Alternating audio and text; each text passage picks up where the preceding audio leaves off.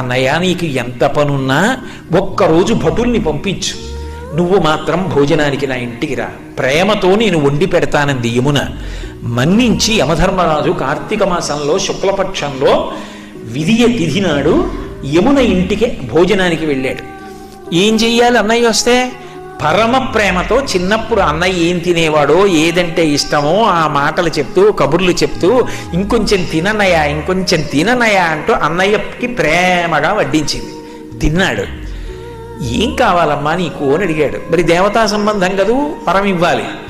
ఆవిడ మనందరి కోసం ఓ వరం అడిగింది.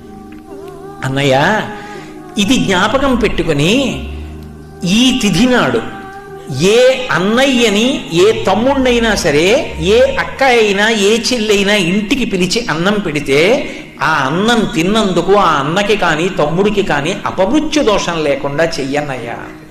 తప్పకుండా ఇస్తానమ్మా అన్నాడు. అంతేకాదమ్మా,